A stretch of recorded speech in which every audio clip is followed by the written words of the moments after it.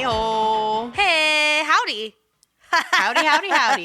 What's up, dudes? I'm Erin. I'm Nicole. This is Dude That's Fucked Up, the podcast. Yeah, buddy. I said howdy because I have the Old Town Road song stuck in my head. Oh my God, did you see the video of him performing in front of all those little kids? No, that's what Pete said this morning. I gotta watch that. It's so good. It's so cute. Oh my God, I died. I saw the video of him giving Billy Ray Cyrus a car for being on the charts for 7 weeks. Oh, that's cute. Like a Maserati or something. It was like a fancy car. Their like little friendship makes me so happy. It's so cute. sweet. Yeah, and I just like that song. And I just think as I get older, I just like really like country music more. Ew. I'm just kidding. I know. No, it's a good fucking song. It's such a bop. It's so fucking fun. And it's like, I don't know. It's all everything around it is so wholesome singing. Yeah. So, it's cute and fun. Yeah, but watch that video of Lil Nas X performing Old Country Road in front of like a huge room full of, I don't know, like elementary school kids. They just go completely batshit. They lose their minds and they know every single word. It is so fucking cute. Oh, precious. Kids I love like those wholesome kid videos, like where they like shake hands or hug when they go into the classroom or whatever. Like there's like a little, I don't know, like an ambassador of the day, and then they're like the person, and then the kids coming in like point to what they want. It's just very cute. I know. Anyway, oh my God, what's going on today? What are we doing? Oh man, I guess we're doing a fun. This shit makes me so mad. I know. We're gonna tear it up. Well, we're keeping it a little loose today. I feel like just because there was something fun that was posted in the Facebook group and we wanted to like comment on it, but I think we already like touched upon it in an earlier episode. But we'll get to that because I want to share a very fun fact with you that I learned this week. And it's like my fucked up of the week, but it's not fucked up, but it's fun. Okay, the movie Chud. Uh-huh. Do you know that there's a Chud 2? Yeah. And it's called Bud the Chud? No. Wait. What? Yeah, that's the whole title. That's the whole title of the film. It's Chud 2, Bud the Chud. Bud the Chud. Yeah. Wow. And I found this out because the other day Pete read some article. What? I'm just laughing.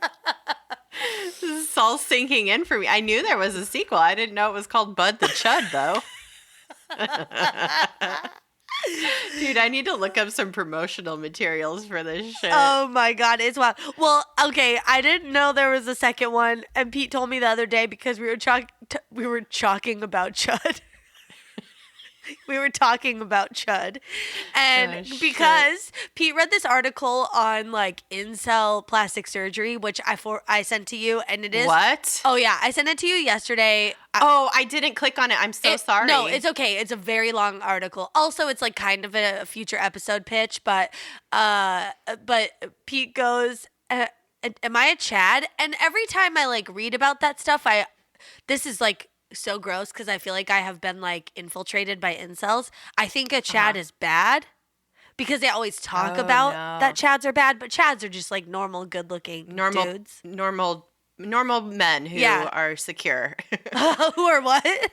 Who are just secure in themselves. Yeah, and just like, just fine and like not bothering anyone and maybe have a girlfriend or a boyfriend or whatever. And so Pete was like, "Am I a Chad?" And I was like, "No." And he's like, "I'm not." And I was like, "Oh, wait, no, you're a Chad." And he's like, "No, I'm a Chud." He's like, "I'm not a Chad, I'm a Chud." And what do they call women? Chads and like Stacy's or something like that? Yeah. God, what a bunch of fucking losers. I know, dude. This article made me so mad. I hate it so much. It's just like, oh, what? Are you looking at Chud too? Yeah, I'm sorry. That's okay. It's funny. I laughed we were like going to bed when all of this happened, and we stayed up an extra, like, it felt like a slumber party because we stayed up an extra, like, fucking 45 minutes to an hour, and I was just like cry laughing. I just found a poster that said, "This chud's for you." It's like the this back bud's of the. for you? Yeah, That's it's funny. so funny. Oh, I man. think there's also a song. I don't know. Bud. I like started googling it. And My it said, name's Bud. I'm Bud the Chud. I'm gonna ride till I chud.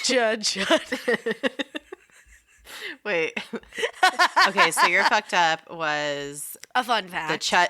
Finding out that there's a chud too. This chud's for you, or Bud the Chud, whatever. I don't know, man. I don't think I could. I don't think I could top that. My name's Bud, and I'm here to chud.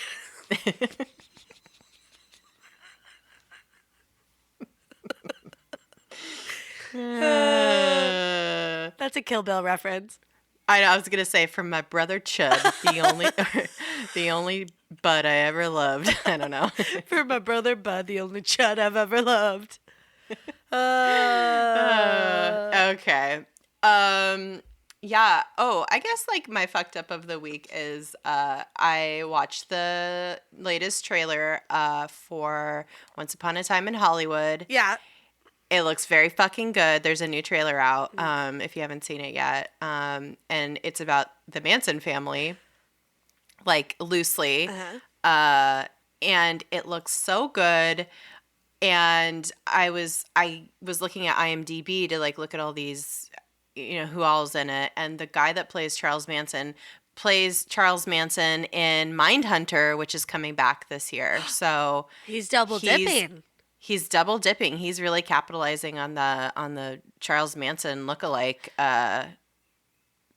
situation he's got going on. He kind of looks like him to me. I don't know, man. I was looking at pictures. Maybe I gotta look at a side by side. You look at a side by side. It's uncanny. I know that actor from Justified because he played Dewey Crow, which is a really good role. That's a fantastic show, so good. So I like remember him from that, and he's kind of like a doofy, like can't really get his shit together criminal. And so I just like see him in this, and I'm like, oh, Dewey. Yeah, I don't know, man. I was looking at like side by sides of all the people that are playing like the real life characters that were in that were around during this time, and there's just so it's very interesting how many different roles they're dipping on. So it's gonna be cool. So I don't know. I was reading. I was like going down the rabbit hole of learning about this whole movie, and Sharon Tate's family is not psyched about it.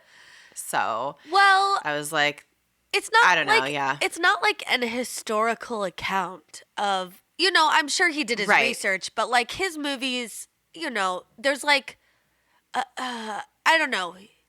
He's gonna go off into like some fantastical area, and I'm sure that won't even be. I don't know. Yeah. Who knows? I don't know. I mean, it's going to be, I don't know. That whole situation was just so fucked. Yeah. I don't know. Anyway, we'll see. I am interested to see it. Oh my gosh. My dad knew one of the ladies. Really? Like a Manson family member? I forget which one, but I've looked. Squeaky Fromm? No. Kitty? Is there a Leslie Van Houten? Yeah. Or something? Leslie Van Houten, yeah. It might be her. I have to ask him. Yeah, because Holy shit. she dated one of his cousins or something. Anyway, they went to like pool parties together because my dad lived in LA. That area. In that time. Mm-hmm. Yeah. Dude, gnarly. Yeah. Gross. That's crazy. Mm-hmm. Well, those are our movie-related fucked ups of the week. We got Chud and the Manson family. Yep. Oh, that sounds That's the like name a of my band. Yeah.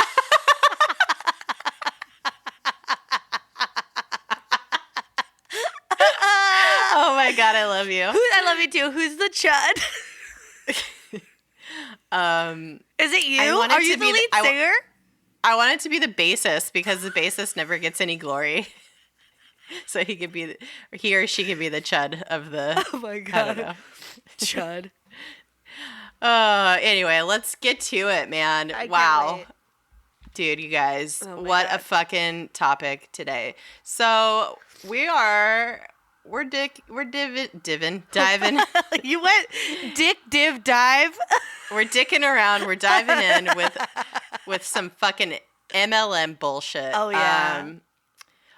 You might remember that we did a entire episode on MLMs in general. Yeah. MLM means multi-level marketing. And wow, what a truly garbage-filled industry that is. If you haven't listened to it, which you probably have if you're this far, but if you haven't, Yeah. it's the Pyramid Royale. We also learned that Louis the 14th had a second butthole. Yep. It is a pivotal episode. I think that's really when we turned the corner and just got real wild, I think. Maybe, I don't know. We held it together for 15 or so episodes. I have to say, I didn't go back and listen to the episode, but I do remember We being lived like it. We don't need to. We lived it. lived it. Well, I wanted to Yeah, make sure we didn't retread anything that we talked about, which we probably will, which whatever. That's okay. But I remember when we were recording that episode just being a little wishy-washy, not wishy-washy, but I am sympathetic to anybody who's been involved in MLM, but I think I wasn't as angry about the absolute shit show that some of these companies have turned people's lives into, and I think now I'm like on a more solid ground to say fuck these motherfuckers and the bullshit that they are spewing to get these people into their companies. It sucks. Yeehaw! Yeehaw! Yeah, so today we're talking specifically about LulaRoe. Yeah. Oh boy. And I think you mentioned somebody had posted something in the Facebook group about there's a documentary. It's just a 30-minute little doc that Vice did about LulaRoe and how absolutely fucked some people are that have dumped a bunch of money into trying to be successful at reselling their garbage clothing. Yeah, it's a good look at like two or three women, or there's like a couple people, but it's a good look at their experiences specifically. So it shows you kind of like the whole arc of like when they were on top with LulaRoe and now where they are, which is at the bottom. 'Cause things do not go well, but I carry some shame because I've definitely bought some LulaRoe stuff circa probably 2016. And I'm sure that people have like seen it, especially if you're our demographic. I think if you're maybe a little younger, you wouldn't have seen it, perhaps. Yeah. But I would say anywhere from like if you're 25 to 35. I don't know, 35, 45 maybe even. Yeah. Maybe 40. You probably have seen on social media people selling LulaRoe at some point in the past few years. Yeah. I saw multiple people. And I was like roped into it. It was back when like Facebook, you could just add people to groups without their like consent. Yeah, which was really stupid. And so I was getting added to all these groups, and then I had a friend that was in one, and then I like, we did talk about this in the first the MLM episode, because I remember talking about how smart the whole way that they like built their business was, because it was all on like Facebook and right, and like posting photos of products, and then all you have to do is comment that you want to buy it, and then they PM you, and it's like it was like so easy. Everything about it was really easy, and you didn't have to leave your home.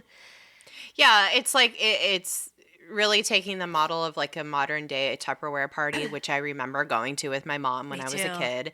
And instead of physically going to a party where you like buy stuff, you do it all online, and it's super super easy for people to get into it and for people to hopefully buy things from you. It took like the best of online shopping and the best of like what Facebook offered, which was like a place to connect with people.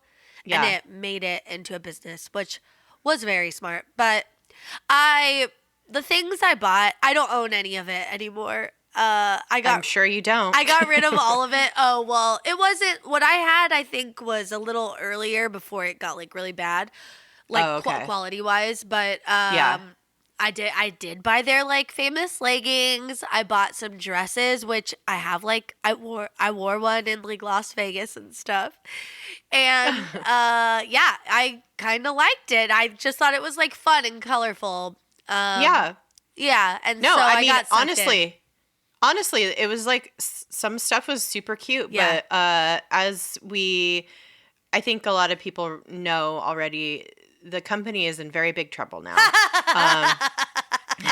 to say the least. But if you don't know, really just to break it down a little bit, just some background on it. It's LulaRoe is a MLM, aka pyramid scheme, that is kind of on the hook now for preying on thousands of people, and most of them being women who are kind of in that 25 to 40 age range. And it was founded in 2013 by Deanne and Mark Stidham. They are a married couple who are like in their maybe 60s. And they're like older. Oh, then they should know better. Oh, well, they know something.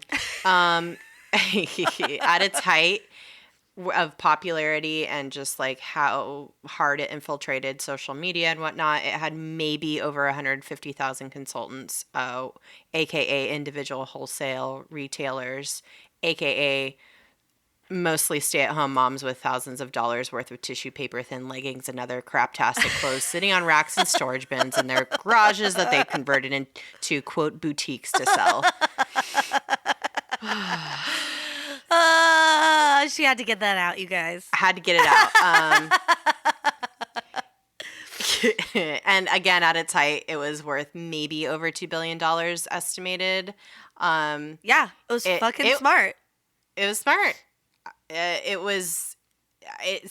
has a lot of people that are trying to sell it. Again, oh God, it's so bad.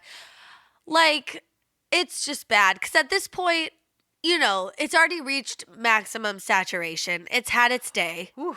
Yeah, that's the thing with MLMs is that it can't go on indefinitely because you reach a saturation point with it, and that's exactly what happened with this. And also a couple other things happen in conjunction. Namely, their quality went down like precipitously because they had so much demand, sort of, maybe. I don't know. Yeah.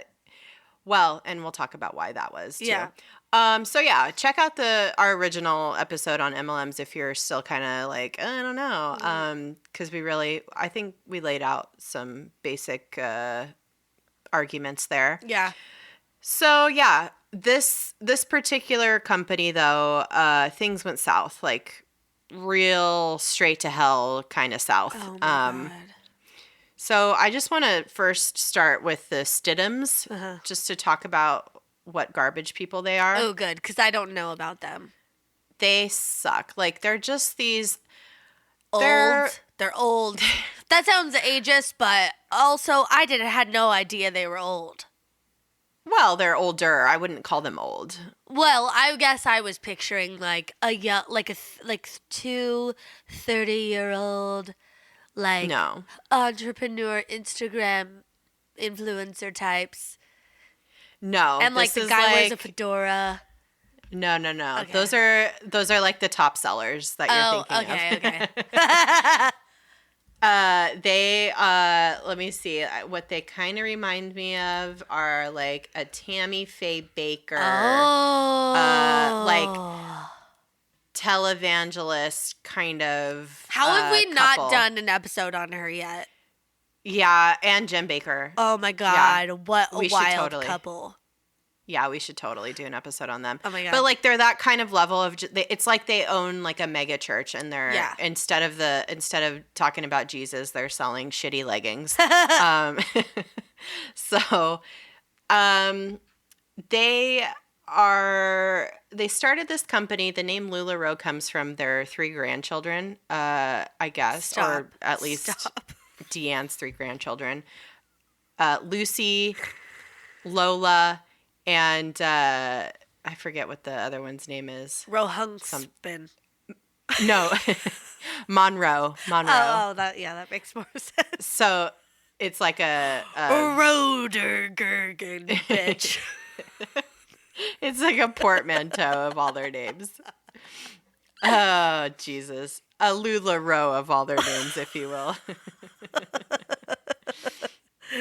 Yeah, so they started this company, and the way it used to work, the way that it used to be structured was that people at the top of the pyramid would get money and bonuses for recruiting people, not for actually selling the merchandise. So they would. That's like usually the top tier, right? Like you don't have to do the work. Right. You kind of.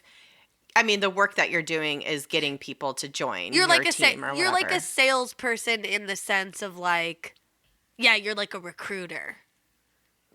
Right. You're not selling an actual product. You're selling people on the company. Yeah, yeah.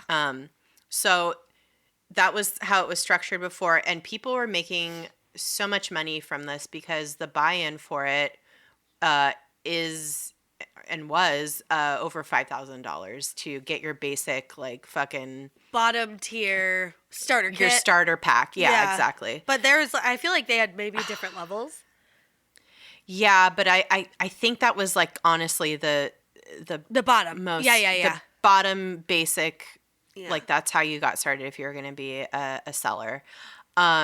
So that actually violates a lot of FEC rules, the Federal Trade FTC. Yeah, FEC is Federal Elections Committee. Duh. That violates a lot of laws, and not just Federal Trade Commission laws, but also state laws about anti-pyramid scheme shit. So they are in deep shit because they had to restructure the way that they did all the selling basically, and they had to actually have people sell the merchandise, and that didn't work out so well because it reached a saturation point in the market, and people didn't want to buy the garbage that people were selling. And plus there were just so many sellers within like a 10-mile radius of each other that nobody wanted. There was no demand. Yeah, there was no demand. Yeah. So all that culminated in, and this like took only like 4 years or so where it hit this critical mass, because that's what happens when it's like a true fucking pyramid scheme. Yeah. And it just started devolving because people were like, I need to get out of this shit. I'm in so much debt. And then they offered, when they changed up the structure of how people got bonuses and stuff, people stopped making as much money. Mm-hmm. Like when you're getting bonuses for signing on somebody for at least $5,000, like, and a percentage of that is going into your pocket, and then suddenly it changes from that to somebody only sold $100 worth of shit an entire month, your bonuses are going to go down. Yeah. So that's kind of what happened, and because of that, they offered also to kind of sweeten the deal, opportunity for people to sell back the merchandise that they didn't sell. Yeah. Or like return it like for free, basically. They did that in the beginning, right? Yeah, it only lasted a few months because tons of people jumped ship, and they were like, "Oh fuck, like we can't do this."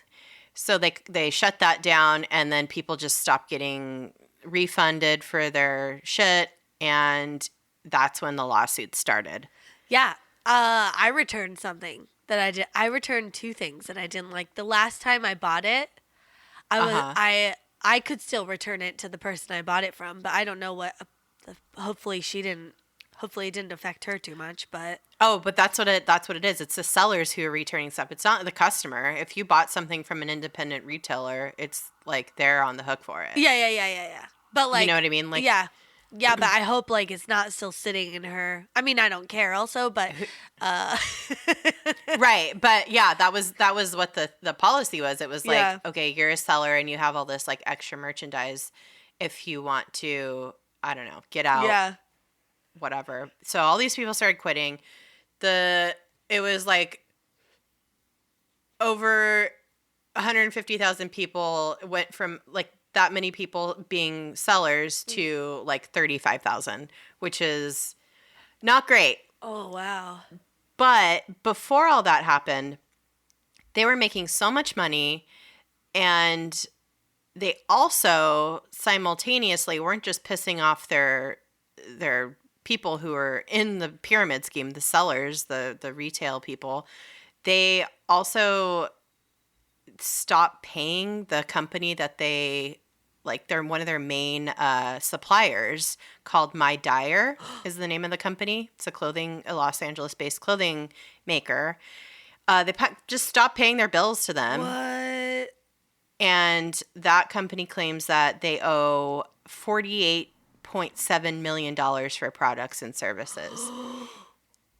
They also sued LulaRoe, the company, and then they also sued the Stidhams personally, saying that they'd set up more than 20 limited liability companies as part of a, quote, scheme to hinder, delay, and defraud creditors like My Dyer. What? Yeah. So this is like this is currently an open loss. Like this is an open case because it hasn't been resolved yet. No, I think Ooh. it's like ongoing. I think they filed it 2018 or beginning of this year. I'm not sure. Oh my God. What if I got on the jury of that? Hear ye. I want to be on this jury. Well, you would be in a class action lawsuit, not this personal company lawsuit. We'll get to those other lawsuits later. Oh. But this one is significant because it's so much money.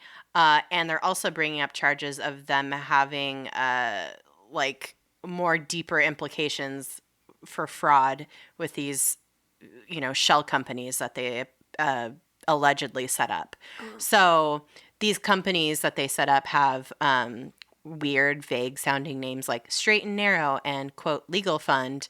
And the crazy thing about this is straight up fraud and maybe money laundering. I think you're reading into it because Legal Fund that's a very by the law sounding that they follow it has legal the laws. in it. Yeah, they follow the rules. So I feel like I don't know where you're going with this, but you should stop. Well, I'll tell you where I'm going. You should cease and desist.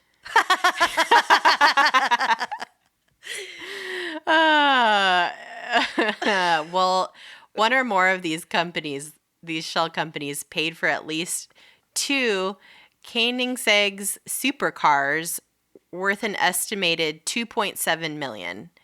Is that so? Is that how you say These motherfuckers bought some crazy ass cars that were like over $1 million each. Oh yeah. Or were they each 2.7 million? I don't know. But this is all coming up because of this lawsuit by My Dyer, the clothing maker that they used. That's not all they bought. You know that man bought a ponytail. Like he like bought a weave to like make his hair into a ponytail. Oh yeah, that's small potatoes. They are probably buying the tackiest stuff. Oh yeah. I think a fucking like expensive sports car is one of the most tacky things you can buy. Yeah, but I feel like I feel like that's the beginning because I feel like they probably live in a home with all tile columns. floor. Yeah, yeah, columns, and there's like non-functional columns. My least favorite thing, architectural gripe. Non-functional. Oh God, they probably have just this is actually really cool, and I'd like this someday. But when you wake up, you could press a button, and all your drapes open. Oh, that's great. I don't think that's okay. I want that. Okay, good. I want that. No, that's not tacky. Know what else I want? What? What? Okay, well, I want like a really nice stove someday with Yeah. one of those things. Pasta water thing? Yeah. Where they have like Yeah. a faucet. A pasta arm? Yeah. Yeah. And it just fills a pot so you can Yeah. boil big boils of things. We don't know. Cauldrons. We can make some potions. Yeah. I don't. Shit. Yeah. I want one of those, but I want wine to come out of it. And it's like to the side of where you're cooking so that you don't have to go all the way across to the fridge or to your wine fridge. I just get box wine and I put it on like the counter and I call it my kitchen wine. You need it. You need it.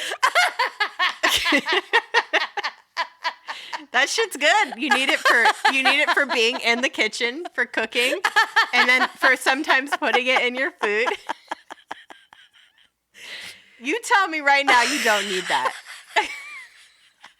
Bitch, you're doing life wrong if you don't need that. I just love how you keep going. You need it. You need it. Tell me I'm wrong. Pete just bought a box of wine, and I keep finding little droplets all over the kitchen floor.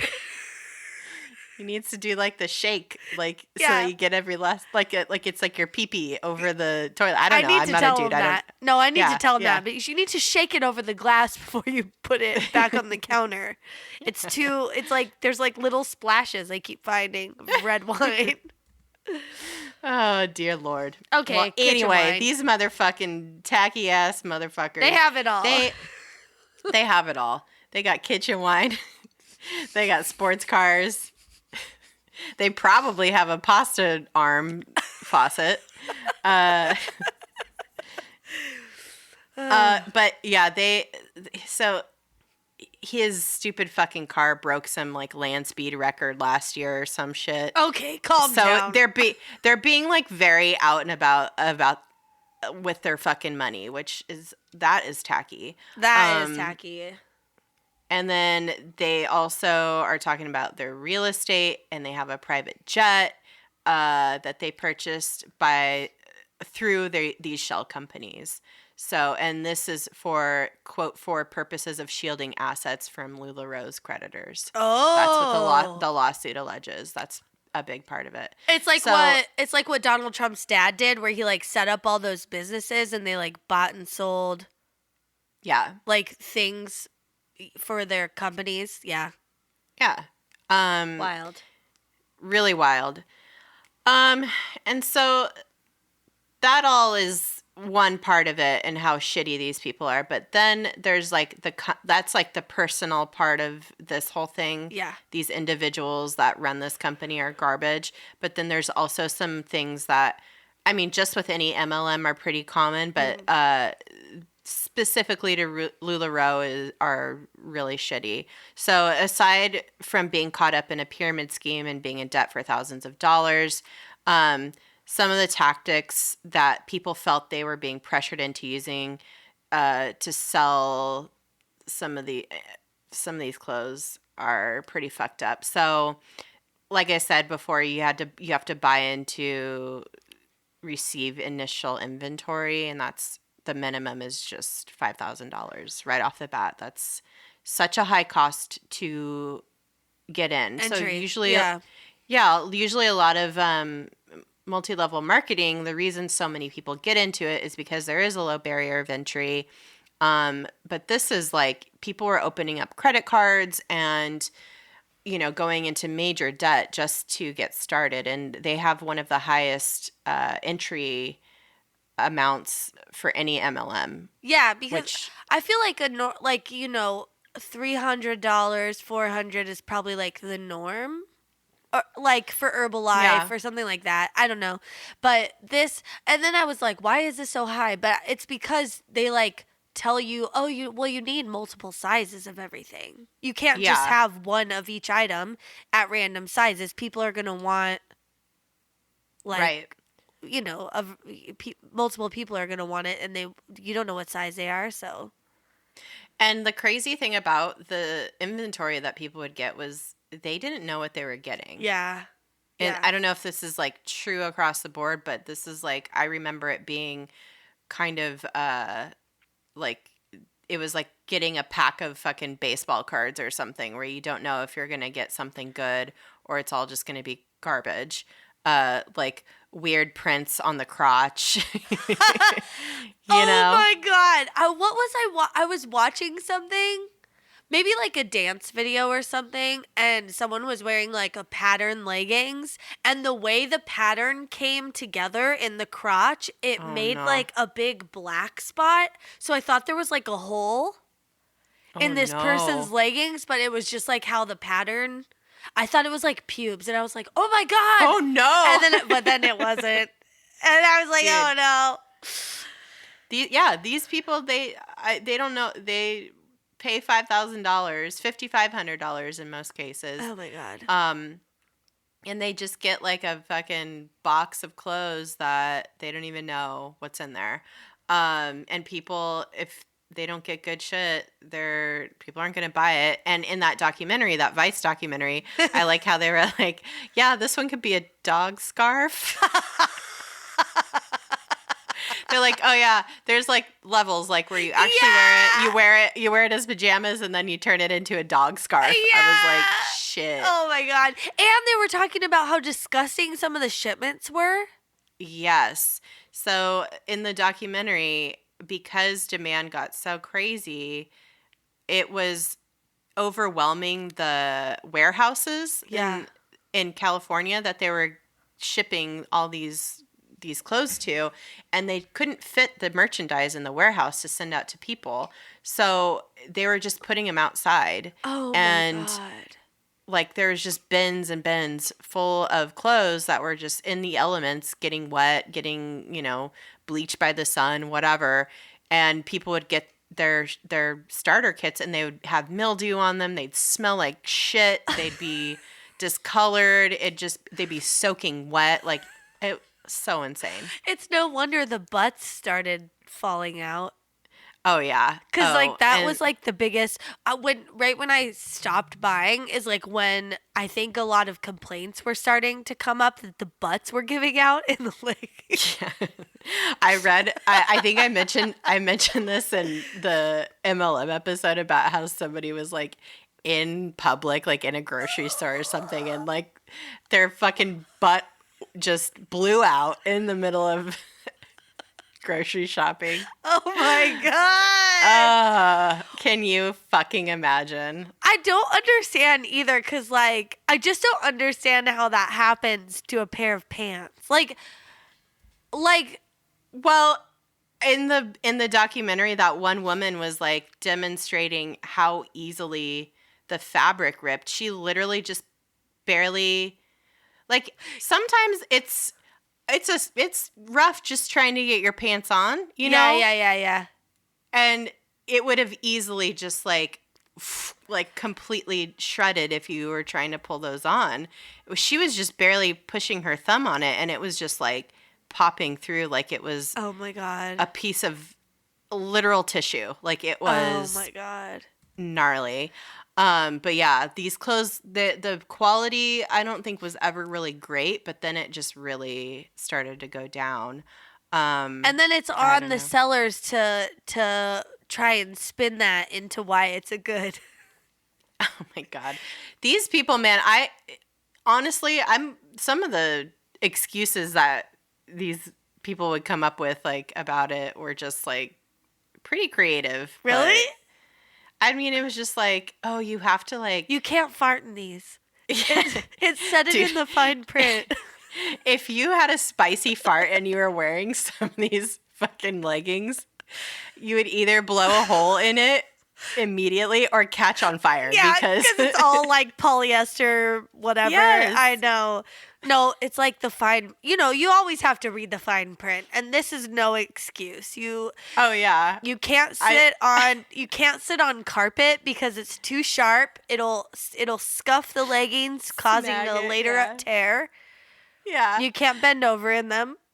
No, you definitely can't bend over in them. No. I was speaking of this exact thing. I saw this woman had bought a bathing suit on like some Instagram post or something, and she got the bathing suit and she like went in the water and the dye just ran like crazy, and it was like dark blue dye, and she just was like, holy fucking shit.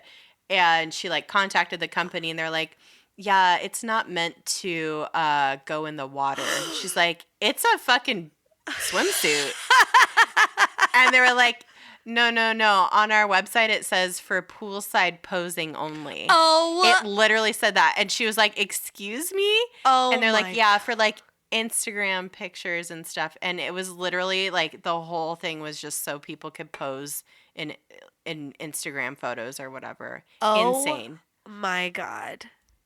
What people need to have a moral code.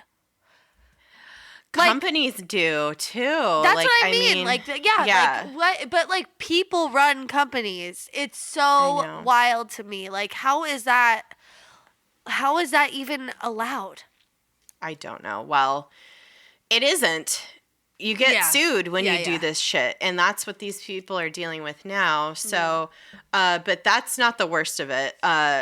People were persuaded to remodel parts of their homes to convert them into boutiques to sell this shit. Like that was how, like if you were struggling selling stuff, they'd be like the top, like the corporate would be like, oh, you should think about making your garage into a boutique or getting a shed in the backyard, in your backyard, like stuff like that, or adding onto your house an extra room. Insane. Make that your shit's kids expensive. Sleep outside in a tent and turn their room into your fitting rooms. Yeah, because I mean, we did retail, and the shipments we would get. Do you remember how crazy shipment day would be? Mondays. You're just like hauling these huge boxes and trying to make things fit in your fucking teeny little stockroom. Now, I think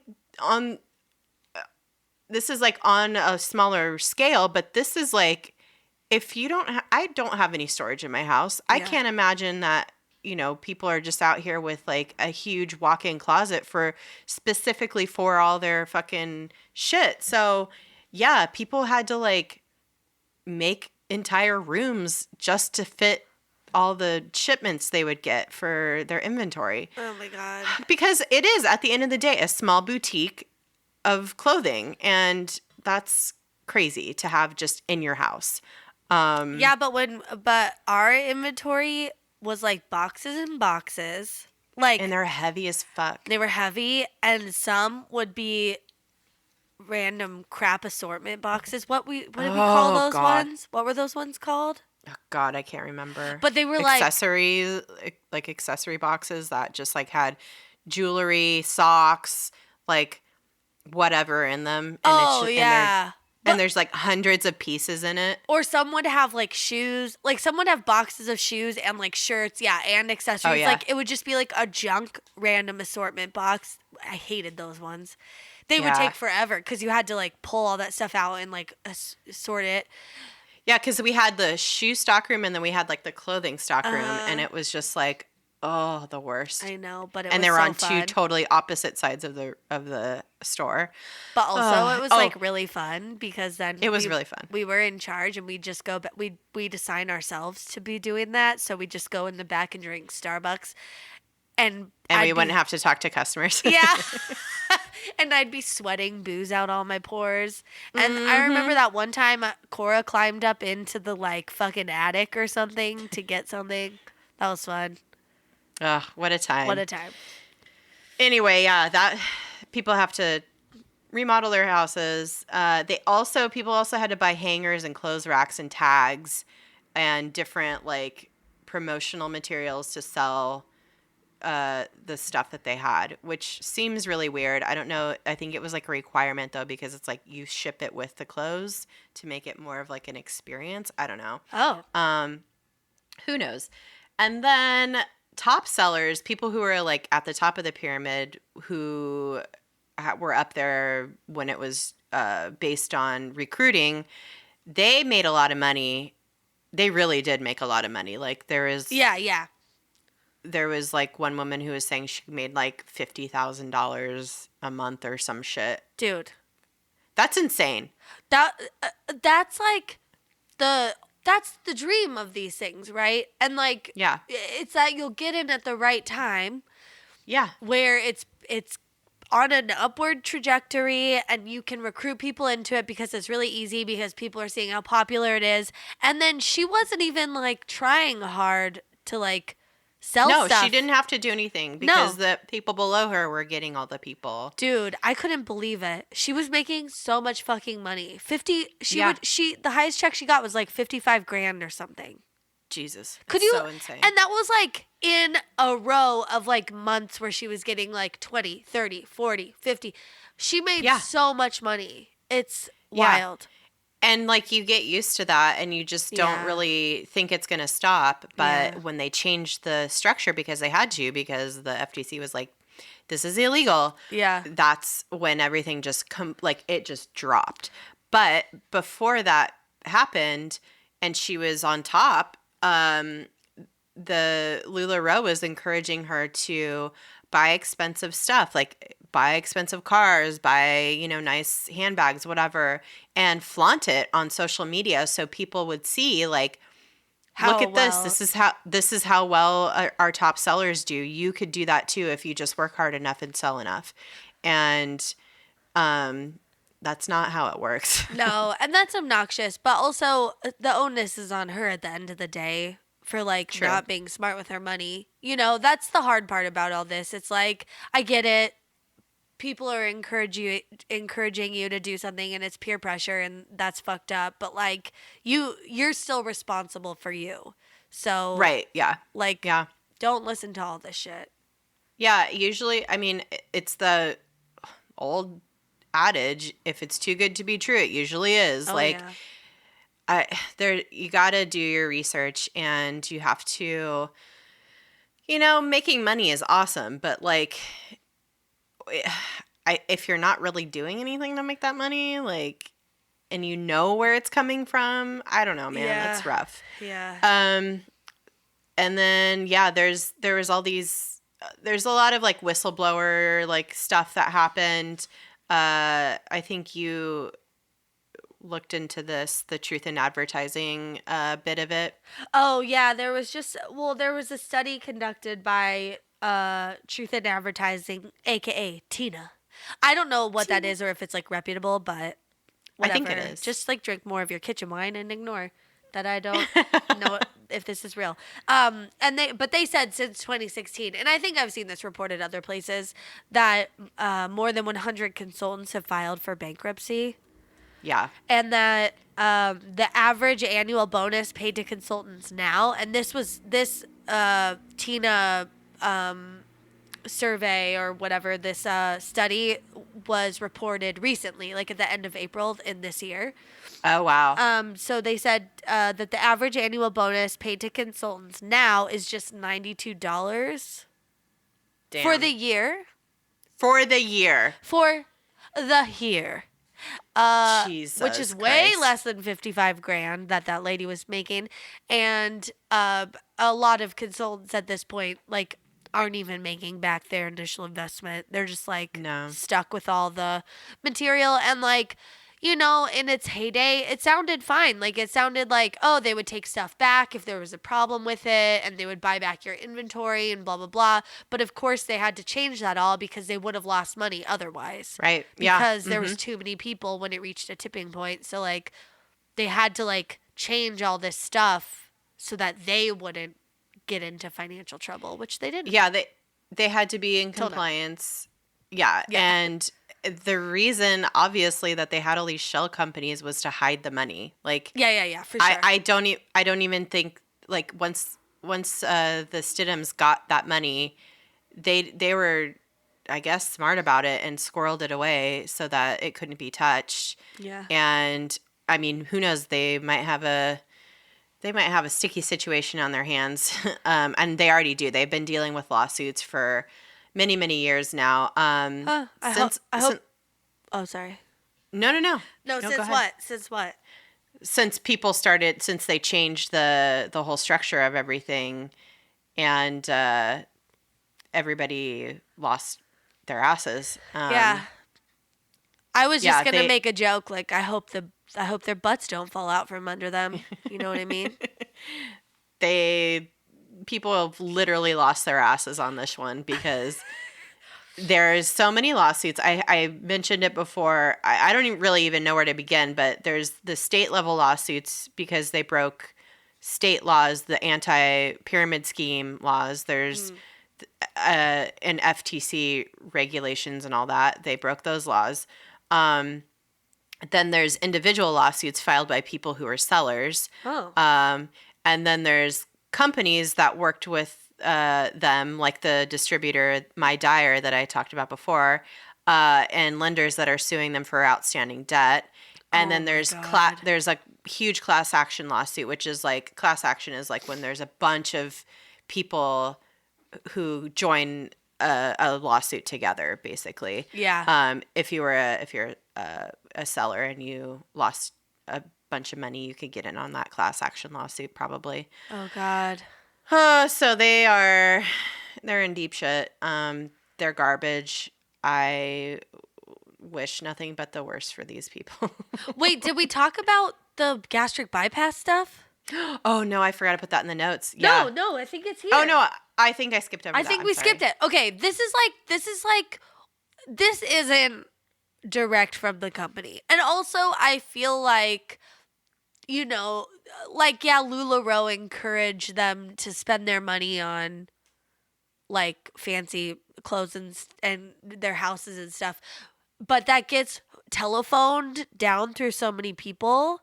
Mm-hmm. And then it like started to evolve into this really like sick, like you have to live a certain lifestyle. Ugh. And some of the consultants started encouraging other ones to get gastric sleeves. Yeah. So that they could lose weight and like be more attractive. That was like directly from Deanne though. The was? Owner. Yeah, she was the one that was coordinating with her sister these trips down to Mexico. Oh my God, I did not put that together. Yeah, that's what. So this one woman who was one of the top sellers, who like was making those huge bonuses, those like 50 grand fucking bonuses. She was saying that like she was on a group chat with like a bunch of sellers, and Deanne was like the one that was like organizing all this shit. So she's responsible because she was talking about a dinner they all had together or something where she's like splitting a meal with her son, and she's like, oh, the reason we split a meal is because we got the gastric sleeve. And that's where she was like, you should do it. You should think about it. Oh my God. Yeah.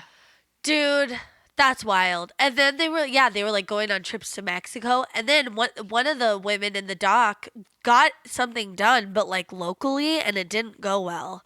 And then they were like, and you should have come with us. Yeah, it wasn't the sleeve. It was like this balloon that's like supposed to be lower risk, and you can like remove it easily, and it doesn't have any, well, supposedly shouldn't have any complications. But yeah, she like got this procedure done. Yeah. Dude, almost died, I think. And she almost died. Yeah. She started having like severe complications, but it was like because she felt pressured to do this thing. Dude, that is wild. But it totally makes sense to me that would be like a side effect of, you know, this whole thing. I don't know. Yeah. Oh, it's awful. That's like the progression, or I don't even want to use the word progression. I would say the devolvement of this whole company is it goes to this place of just being so artificial and misrepresentative that you actually physically are encouraged to change yourself, and it's just fucking wild, man. Well, also, like, this is really condescending, and maybe I'll cut this out, but like, just these people aren't business people. Not that that's any better or any worse than other people, but they don't have the tools, the schooling. Right. You know, these are just the experience. Yeah, the experience. These are regular people who are quote unquote operating a business, which it's not a business, but you know, their own businesses, which they're not businesses. And they're like, setting these rules, and I feel like just like things permeate that a bit more than if it was a structured corporate world where there's Right. like HR people and Oh, yeah. people are operating in roles that, have Yeah. like hierarchies and stuff like that. This is just like regular Becky's all up and down, the main street, and just like fucking being catty and having wine night, and like that's making assumptions, but like, just kind of not running things the way businesses are supposed to be run. They're running things the way PTAs get run, where there's like tons of drama and shit and gossip and like, do you know what I mean? It's like a fancy garage sale. Like, it's so crazy. It's a fancy garage sale.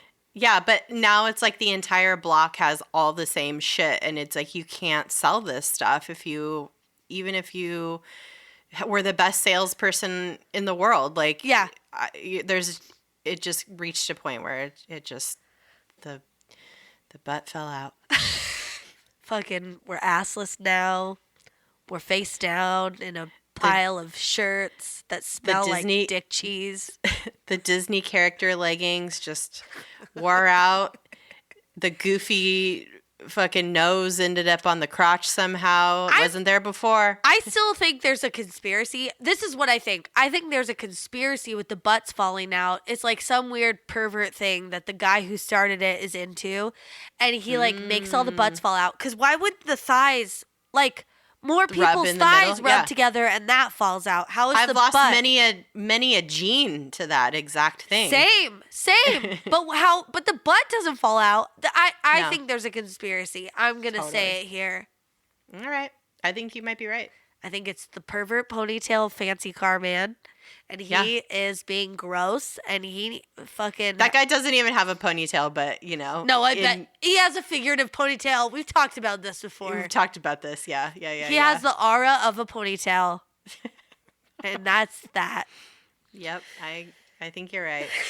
Well, you guys, there's so much content out there about this exact topic. Yeah. Watch the Vice documentary about it. It's so good.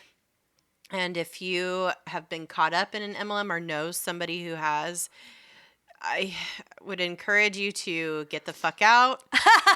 Get your friend out of there. It's just, you're not, it's bad. It's real bad. It's real bad, yeah. All right. We care about you and don't want you to lose your ass. Yeah. Figuratively and literally in your pants. Yep. Follow us on social medias at DTFU Podcast on all the platforms. Yep. Go to our website. Oh, yeah. Sorry, go ahead. No, I was just going to say I spent way too long making something in Photoshop today that I'm going to post, so. Amazing. I need to post on Instagram. I'm falling behind again. Anyway, yeah. Go to our website, dtfupodcast.com. And, just shoot us a note if you have a fucking weird story about an MLM, I don't know, or about anything in general. Anything. Have you seen Chud 2? I want to know about it. Chud 2, Bud the Chud. Bud the Chud. Chud it up, my friends. Oh, my God. Wait, what did I say to Pete? Oh, my God. Okay, this is what happened after we said this, because then I was thinking of other movies that could have Chud in it. I said The Breakfast Chud. It's John Hughes' movie from the 80s with Chuds in it. Oh my God. I'm sure there's more. Oh, there's so many more. But that one fits really good, so. Love that. I love that.